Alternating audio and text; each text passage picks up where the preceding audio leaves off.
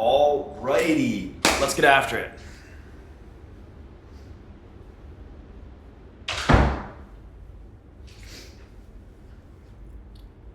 What up, boys?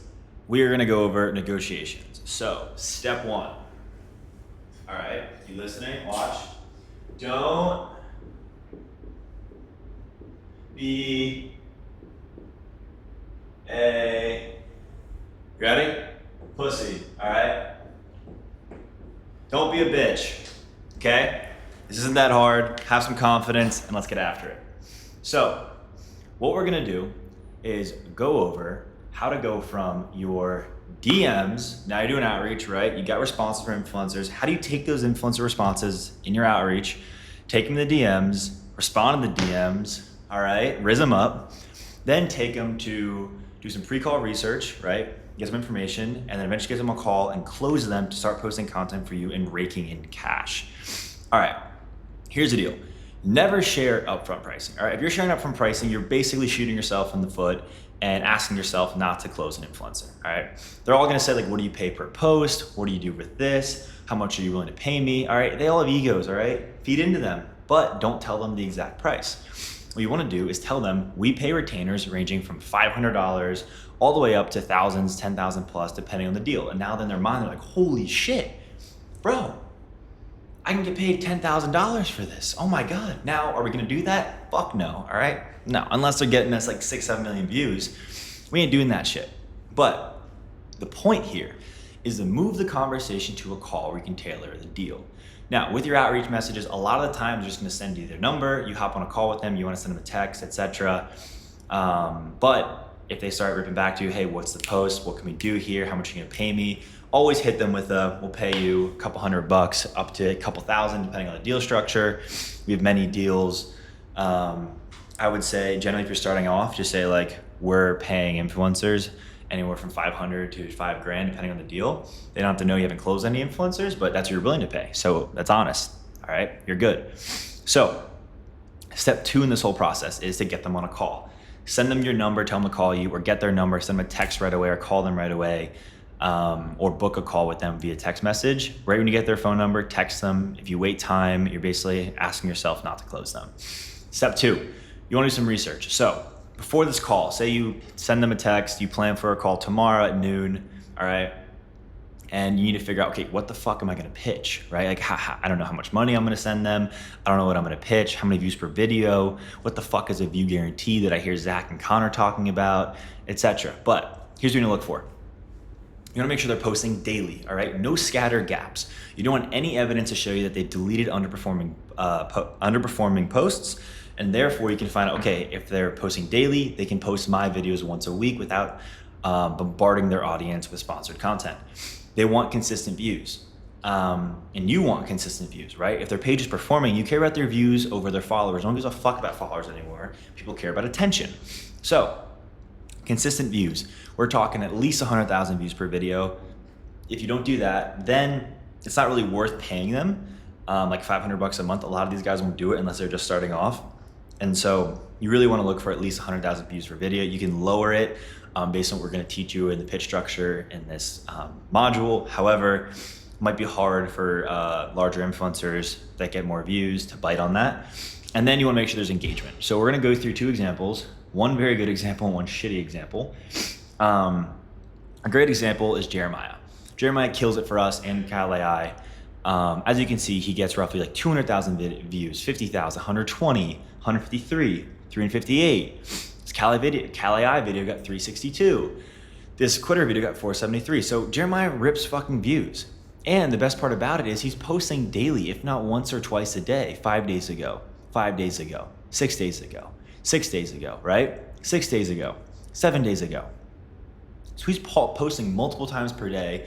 So therefore he can post our content, pushing our product without pissing off his audience. Now, another thing is, dude, his comment sections are fucking crazy. He has people commenting. He's literally having people react to him. People are like, holy shit, this is funny, this is not funny, etc. You want controversy in the comments, people to agree, disagree. What you don't want is fucking fire emojis, right? So if I'm gonna show you another example, let's go to Dave, right? Not to shit on Dave here, but If you look at Dave, he's got great engagement, right? However, he doesn't really get views, dude. Like, what am I gonna pay this guy? What up, B? What up, Queen? You wanna join this, boy? Yeah, what are we doing? We're shitting on Dave's content because he only gets 30,000 views per video. Fuck this dude. I know, dude, he's chopped. But like, guys, look, he doesn't get enough views per video. Therefore, we can't pay him $1,000 or even $2,000 a Dude, month. there's so many motherfuckers like this where it's like, how many followers? Yeah, but they have a lot of followers, and especially guys that used to be relevant. Yo, if you're launching a product and you're thinking like, who are the influencers that I should work with? Oh, here are the guys that I saw in the past. And then you go hit them up. They're gonna tell you like $5,000 fucking dollars for a post, and you're gonna be like, man, influencer marketing doesn't work.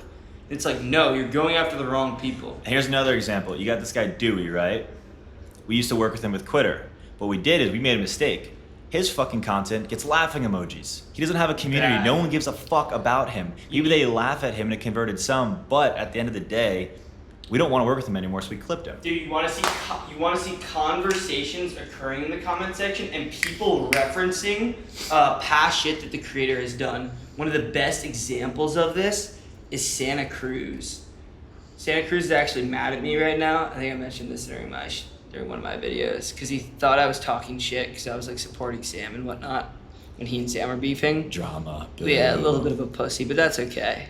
Remember, guys, don't be a pussy.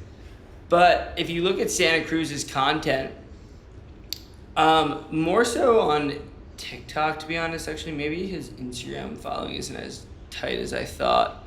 But like at the very least, it's all very real responses. You know, it's all people leaving actual comments. You're not just seeing emojis. And I think that in the mobile version is better at filtering for top comments and whatnot. Now, once again, point here being you want creators that actually have people that care about them for the content that they post rather than people that, and for who they are as a person, rather than creators that only have people that find the content funny and drop a laughing emoji and then move on.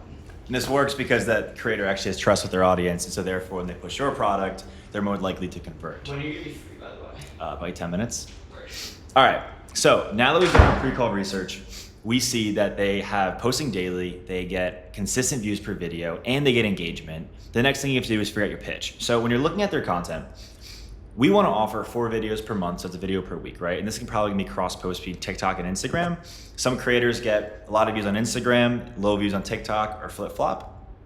And so what you do is you look at both of their accounts. You might find, okay, Jeremiah can get me 250,000 views on Instagram and only 50,000 views on TikTok. Therefore, I'm like, all right, that's 300,000 views.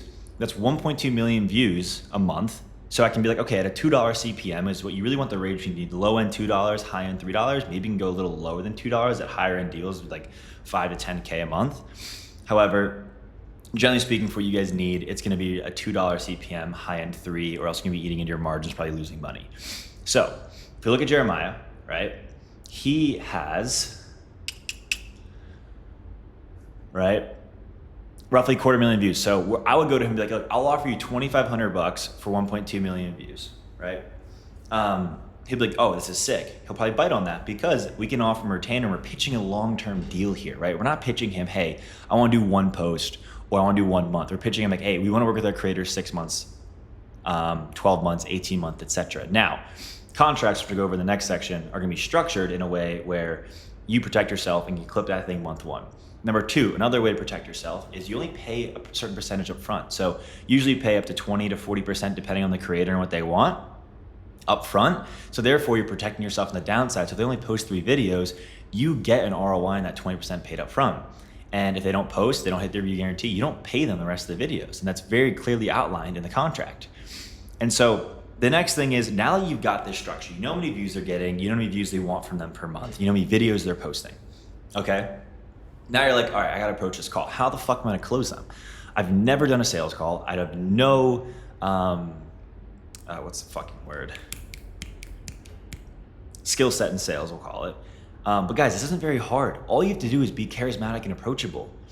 Build rapport with them, build trust, like act like they're your boy. Like just literally fucking talk to them. People want to be treated like humans. And so the intro of the call, I highly recommend getting to know the person, talking to them. Don't just dive into the deal, because then they're just gonna feel like you're there just to suck value out of them, which we are, but you wanna build a relationship. We have relationships with all of our creators. Like we can text them, like I text fucking Jeremiah right now or call me to respond. Now, the second thing is confirm that it's a fit, right? Make sure that they're comfortable posting your content.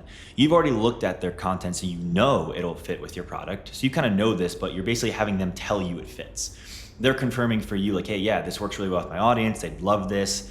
This doesn't feel salesy, like pitching like fucking Celsius or some large company that no one gives a shit about anymore. And so now they're more comfortable. Then you present the offer, like, look, hey, Jeremiah, I want 4 videos a month. That's 1 video a week. The view guarantee is based off your consistent views. So this is something that you can hit and achieve, and we're not trying to fuck you on this.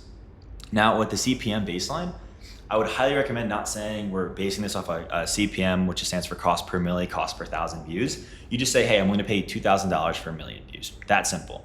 He can say, I like that, I don't like that. If he doesn't like that, and just be like, hey man, like, what do you want, right? What are you thinking? What makes this worth your time? And then he'll give you a number. The biggest objection you'll get is the view guarantee, right? So it'll be like, I don't want to do view guarantee because I don't know if I'm gonna hit the views. And you simply say, look, we base this off of your content. You post 2 times a day, you get these views.